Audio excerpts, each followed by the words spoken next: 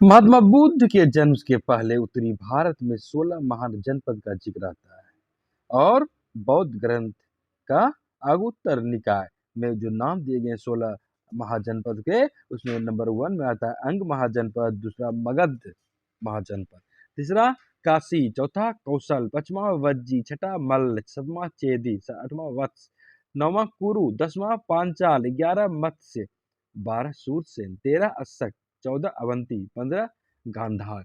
और ऐसा संभावना व्यक्त किया जाता है कि 16 महाजनपद में से काशी शायद सबसे अधिक शक्तिशाली था।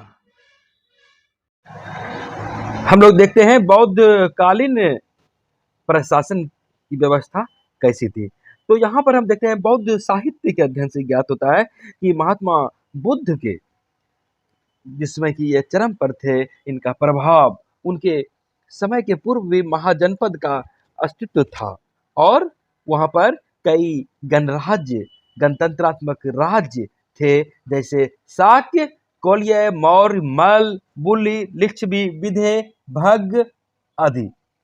यहाँ पर हम यह भी देखते हैं कि गणतंत्रात्मक व्यवस्था तो थी ही, इसके अतिरिक्त कई जगह राजतंत्रात्मक व्यवस्था थी, राजतंत्र थे, और यह राजतंत्र निरंतर अपने साम्राज्य विस्तार की में संलग्न थे और साम्राज्य विस्तार की भावना उनमें चरम पर थी। और वहाँ पर जो उस अवस्था में हमें राजतंत्र दिखते हैं, जैसे मगध, अवंती, वत्स, कौशल, ये सब साम्राज्य, यहाँ पर सम्राट शासन करते थे।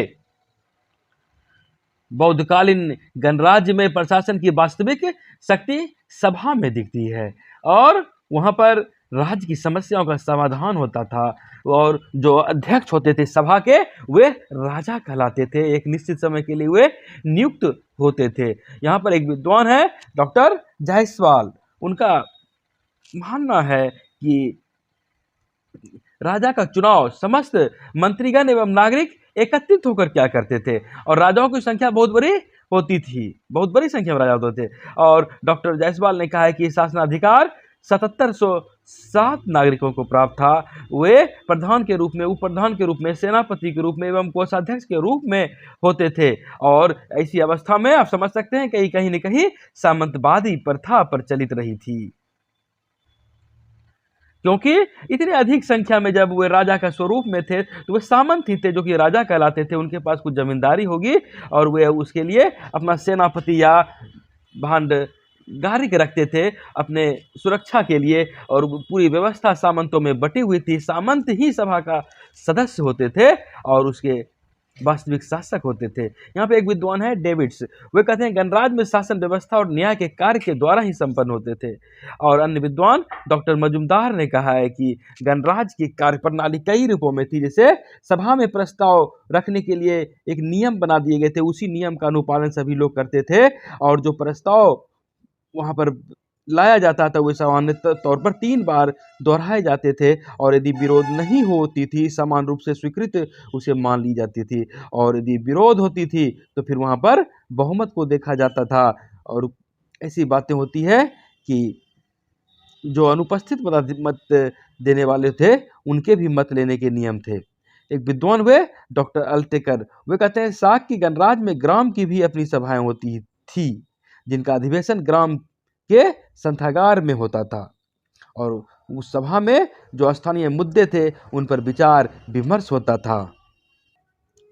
गणतंत्र में न्याय की भी व्यवस्था थी और जो महापरिनिर्वाण सूत्र की बुद्ध घोष द्वारा की गई टीका में बज्जियों की न्याय व्यवस्था पर जो बातें मिलती है उसके अनुसार यहाँ गणतंत्र में 7 न्यायालय थे और उस ग्रंथ के विवरण से सब ऐसा ज्ञात होता है कि तत्कालीन न्याय व्यवस्था के अंतर्गत प्रत्येक अपराधी पर 7 न्यायालयों में विचार किया जाता था। 7 न्यायालय विनिश्चय, महामात, वहारिक, सूत्रधर, अट्ठकुल, सेनापति, उपराजा, राजा, और प्रत्येक न्यायालय को यह अधिकार था कि यदि कोई अपराधी निर्दोष हो जाए तो उसे मुक्त कर सकता था। हालांकि यदि अपराधी अपराध में ग्रसित पाए जाते थे तो उसे उच्चतर न्यायालय में भेज दिए जाते थे और अपराधियों को दंड अंतिम तौर पर राजा के द्वारा दिया जाता था। राजा ही न्याय के सर्वोच्च अधिकारी के रूप में होते थे।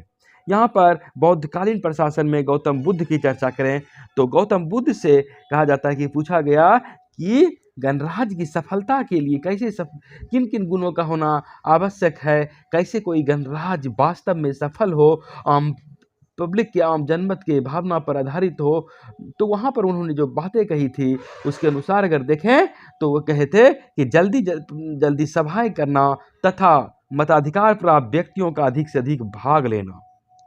दूसरा नंबर, राज्य के कार्यों को सभी लोग एक मत होकर सहयोग पूर्वक संचालित करें और कोई भी हो कानून का उल्लंघन नहीं करे, समाज विरोधी कानून का निर्माण ही नहीं हो।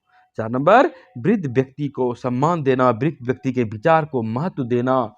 5 नंबर, कोई भी कन्या कोई भी स्त्री के साथ कभी दुराचार न करना, उनके साथ कभी बलात्कृत कार्य नहीं करना।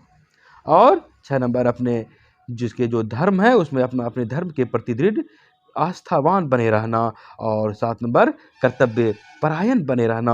और उन्होंने कहा कि जिनमें गणराज्य में, लोगों में, प्रजा में, शासक में ये सारे गुण रहेंगे वे निश्चित रूप से वहाँ के लोग, वहाँ के राजा सफल होंगे।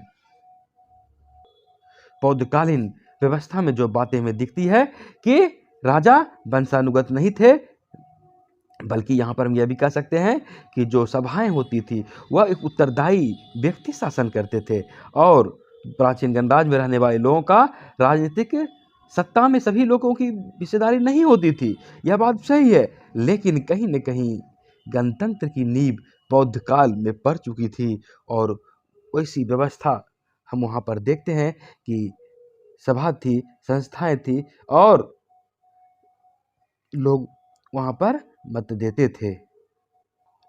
उत्तरदायी शासन व्यवस्था थी।